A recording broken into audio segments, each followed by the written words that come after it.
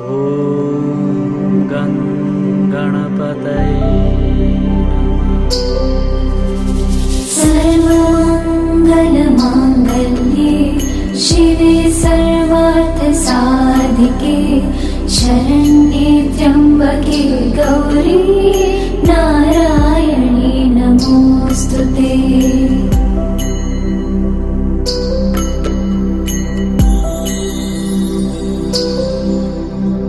सर्वमङ्गलमाङ्गल्ये शिवे सर्वार्थसाधिके शरण्ये त्र्यम्बके गौरी नारायणी नमोऽस्तुते।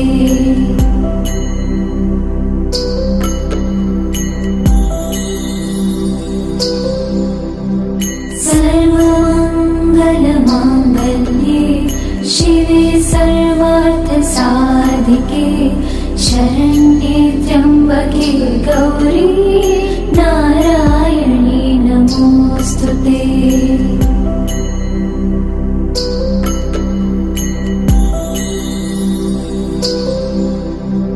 सर्वमङ्गलमाङ्गल्ये शिवे सर्वार्थसाधिके शरण्ये त्र्यम्बके गौरी नारायणी नमोऽस्तुते।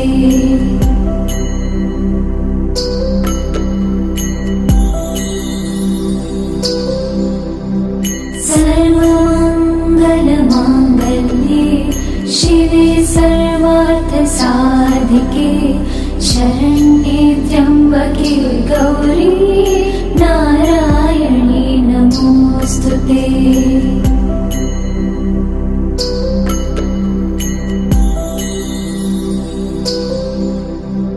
सर्वमङ्गलमाङ्गल्ये शिवे सर्वार्थसाधिके शरण्ये त्र्यम्बके गौरी नारायणी नमोऽस्तुते।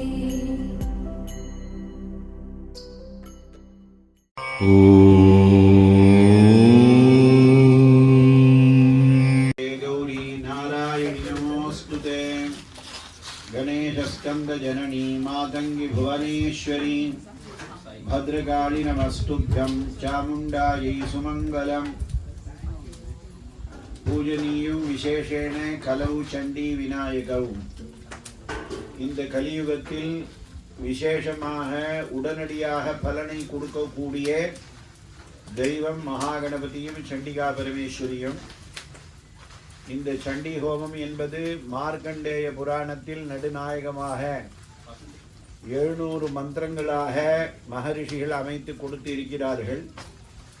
மொத்தம் 13 அத்தியாயம், 3 சரித்திரங்கள், ரிக்வேதம், யஜுர்வேதம், சாமவேதம் என்று சொல்லக்கூடிய 3 வேதமும் இந்த தேவி மகாத்மியம்னு சொல்லக்கூடிய சண்டி ஹோமத்தில் அடக்கம். முன்பு செய்யக்கூடிய கிரியைகள், ரகசியத்ரய பாராயணங்கள், உபனிஷத் பாராயணங்கள், சித்த குஞ்சிகா ஸ்தோத்திரம், இதெல்லாம் அதர்வண வேத துல்லியமாக அமைத்திருக்கிறார்கள்.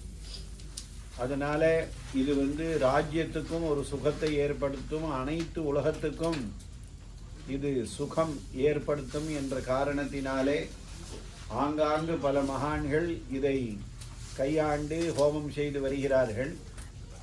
நமது இந்த சிவவிஷ்ணு ஆலயத்தில் 27 நாட்கள் தொடர்ந்து 27 நட்சத்திரத்தில் பிறந்த அனைவரும் சௌக்கியமாக இருக்கணும், தேசம் சுபிக்ஷமாக இருக்கணும், குடும்பம் ஒற்றுமையாக இருக்கணும், கல்வி ஞானம், உத்தியோக லாபம், வியாபார லாபம் முதலியவற்றெல்லாம் என்னென்ன பலன்கள் நாம் ஆசைப்படுறோமோ அத்தனையும் கிடைக்கணுங்கிறதுக்காக இந்த ஹோமமானது ஏற்பாடு செய்யப்பட்டு நடைபெற்று வருகிறது. அனைவரும் வருகை தந்து பாக்கி இருக்கக்கூடிய நாட்களில் சங்கல்பம் மற்றும் பூஜைகளை ஏற்று நடத்தி எல்லாம் வல்ல சண்டிகா தேவியினுடைய அருளை பெற வேண்டும். இந்த சண்டி ஹோமம் நடக்கக்கூடிய இடத்தில் அத்தனை ஐஸ்வர்யங்களும் கிடைக்கும். ஆராதிதா சைவனர்ணாம் போக ஸ்வர்க அபவர்கதான தேவி மகாத்மியத்தில் கூறியுள்ளார்கள்.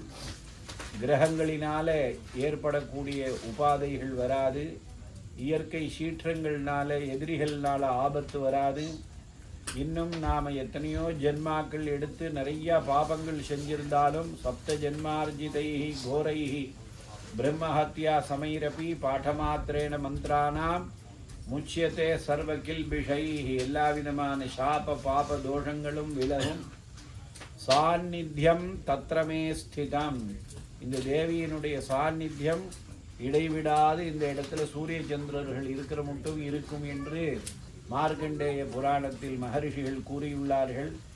அவ்வழியிலே சிவாச்சாரியர்கள் வேத பெருமக்கள்லாம் சேர்ந்து தேசக்ஷேமத்திற்காக இந்த ஹோமமானது நடைபெறுகிறது. அனைவரும் வருக, அன்னையின் அருள் பெறுக.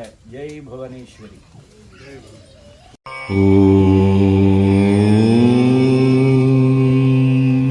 या देवी मधुकैडभप्रशमनी या माहिषोन्मूलिनी या धूम्रेक्षणचण्डमुण्डदमनी या रक्तबीजाक्षरी या शुम्भादिनिशुम्भदैत्यदमनी या सिद्धलक्ष्मीपरा सा चण्डी नवकोटिशक्तिसहिता मां पातु विश्वेश्वरी. అందరికీ కూడాను ముందుగా నమస్కారం.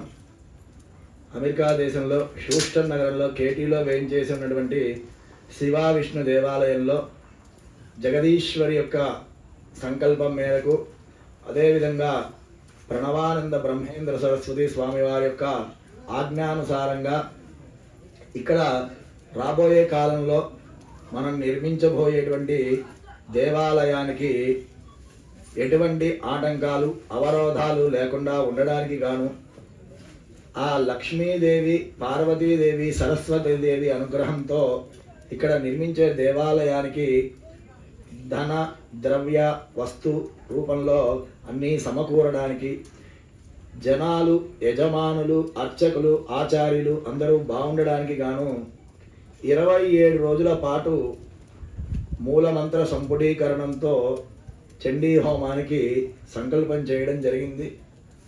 కలవు చండీ వినాయకం అంటారు. కలియుగంలో మానవుల కోరికలు తొందరగా నెరవేరడానికి మార్కండేయ పురాణంలో అమ్మవారు చెబుతున్నటువంటిది, మార్కండేయ మహర్షి రాసినటువంటి ఈ చరిత్ర దేవి మాహాత్మ్యము. ఇది అంతా కూడాను 700 శ్లోకాలు 13 అధ్యాయాలతో ఉన్నటువంటి ఈ చరిత్రని అమ్మవారి మూలమంత్ర సంపుటీకరణం చేస్తూ రోజుకొక మూలమంత్రంతో హోమం చేస్తున్నాం. అందులో భాగంగా మొదటి రోజు ఉదయం గణపతి పూజతో ప్రారంభమయ్యి ఆ తర్వాత దేవాలయాల్లో వెళ్ళి మొదటి గణపతి అనుజ్ఞ, అదేవిధంగా శివపార్వతులు, లక్ష్మీనారాయణులు, వాణి, హిరణ్య గర్భుల అనుగ్రహంతో ఈ యొక్క యాగానికి సంకల్పం చేసి విఘ్నేశ్వర పూజ, పుణ్యాహవాచనం, పంచగవ్య ప్రాసన, దీక్షాధారణ, అఖండ స్థాపన, ఆ తర్వాత యాగశాల షోడశ స్తంభ పూజతో పూర్తి చేసి ఆ తదనంతరం ప్రథమంగా ఇక్కడ నిర్మించబోయేటువంటి దేవాలయానికి ఎటువంటి వాస్తు దోషాలు లేకుండా, ఏదైనా సరే తెలిసి కానీ తెలియక కానీ జంతు వధ జరిగితే ఆ దోషం పోవడానికి వాస్తు మండప ఆవాహన, ఆ తర్వాత వాస్తు బలిహరణ, దానితో పాటుగా వాస్తు హోమము చేసి ఆ తదనంతరం ఆగ్నేయంలో మనం చేసేటువంటిది చండీ హోమం కాబట్టి 64 చతుషష్ఠి యోగిని దేవతలను ఆవాహన చేసి వారికి బలిహరణ ఇచ్చాం. ఆ తర్వాత ఈ యొక్క దేవాలయాన్ని నిర్మించడానికి అంటూ ఒక క్షేత్రపాలకుడు ఉండాలి కాబట్టి ఆ క్షేత్రపాలక యొక్క మండప దేవతల్ని ఆవాహన చేసి తర్వాత ప్రతి మానవుడికి ప్రతి నిమిషము కూడాను నవగ్రహాలు ఏదో విధంగా బాధిస్తూ ఉంటాయి కాబట్టి ఈ యాగంలో కూడాను గ్రహ బాధలు ఎవరికీ లేకుండా ఉండడానికి నవగ్రహ మండప ఆవాహన కూడా చేసి ఈ సర్వతో భద్ర మండపం అని ఈ మండపం మీద బ్రాహ్మ్యాది అష్టమాతృకలని, వసిన్యాది వాగ్దేవతలని, ఆ తర్వాత ఆ ప్రధాన కలశంలో షణ్ణవతి 64 కలలతో అమ్మవారిని ఆవాహన చేసి ఆ కలలని అమ్మవారిని ప్రధాన మూర్తి దగ్గర నుంచి కలశానికి, కలశం నుంచి ప్రధాన మూర్తికి, హోమగుండానికి కూడాను ఒక దారంలాగా పోసి ఆ కళల్ని ఇక్కడికి, ఇక్కడ కళలను అక్కడికి కూడాను ఆవాహన చేసి ఆ తర్వాత సర్వతో భద్ర మండప ఆవాహన దేవతలని, దానితో పాటుగా చండీ ఆవరణ దేవతలని కూడాను ఆవాహన చేసి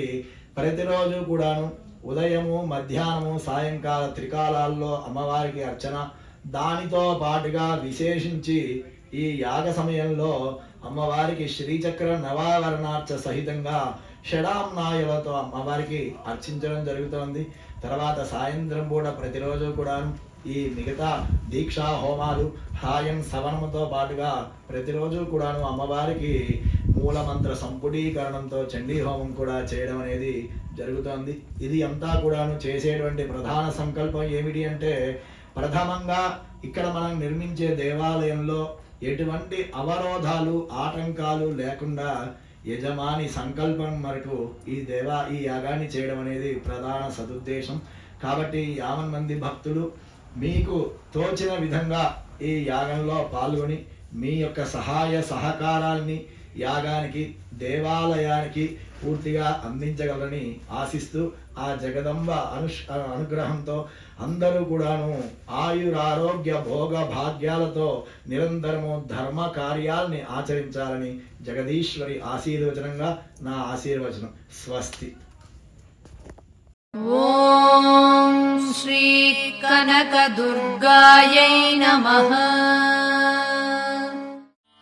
ఓం శ్రీ కనకదుర్గాయై నమః.